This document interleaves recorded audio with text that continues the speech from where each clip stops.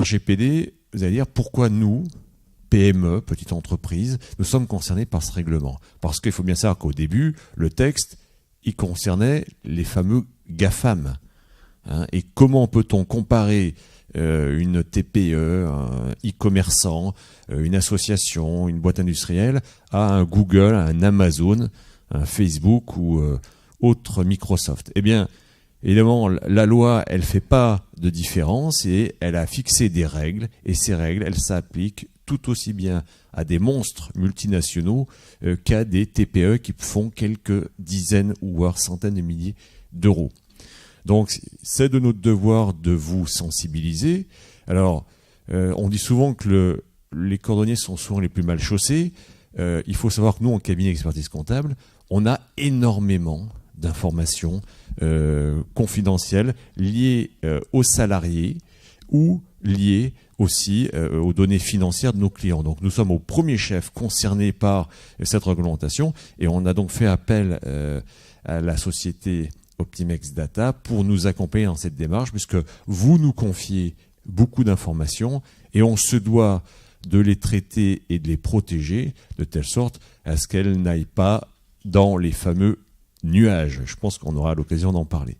Donc, je voulais pas aller au-delà que de vous dresser un peu notre volonté de vous accompagner dans cette démarche-là avec des professionnels. Donc, je laisse le micro à Sandrine qui va rentrer avec son collègue sur le fond du problème. Voilà, merci.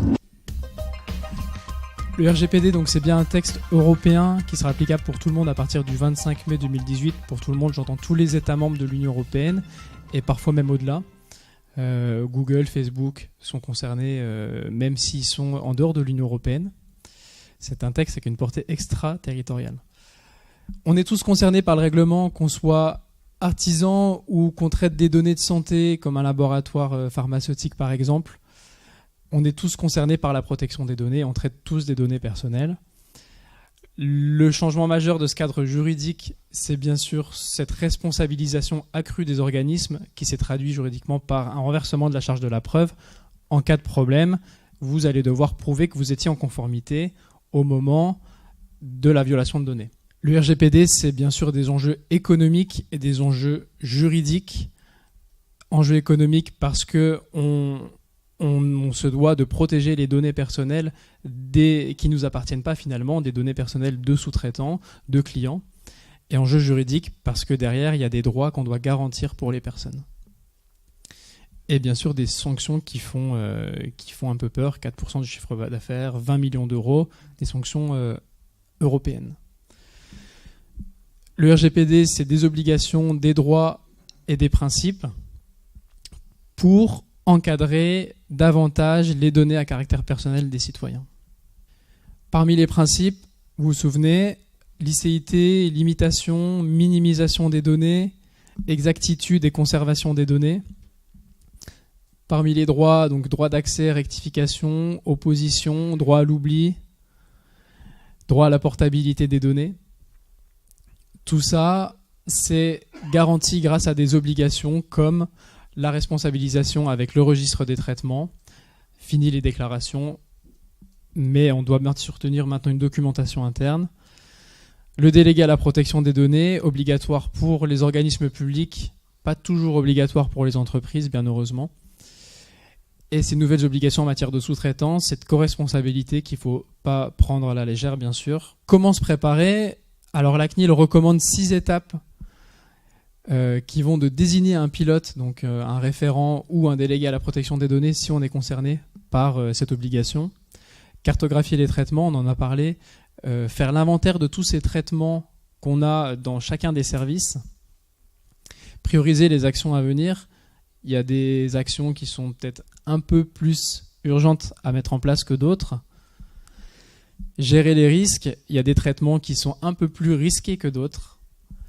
Organiser le processus interne, c'est bien sûr une cohésion de tous les services et documenter la conformité, c'est tenir cette documentation, ce registre des traitements et ces autres procédures de conservation des données, procédures de gestion des demandes de droits, ces procédures pour garantir les droits qu'on a vus avant. Comment agir ? Ces 3 marches à monter, c'est la sensibilisation, la formation, le fait de s'informer comme vous êtes en train de le faire là maintenant par une réunion d'information, de s'informer des obligations du RGPD, c'est le raisonnement qui est voulu par la CNIL, c'est le raisonnement qui est voulu par le règlement.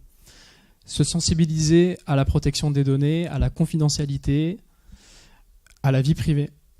Faire un état des lieux de ce qui se passe dans l'organisme, faire un état des lieux de l'organisme et avoir un plan d'action corrective, des mesures à mettre en œuvre. Ça fait écho bien sûr à ce principe, à cette étape de la CNIL pour prioriser les actions à venir. Et pour la mise en conformité, mettre en place ces actions correctives avec des actions concrètes, opérationnelles, traduire ces articles du règlement en des actions concrètes, comme on a vu avec ces procédures, avec ce registre-là, tenir le registre, informer les personnes, être proactif sur la protection des données, sur la confidentialité, mettre à jour ces mentions d'information sur le site internet.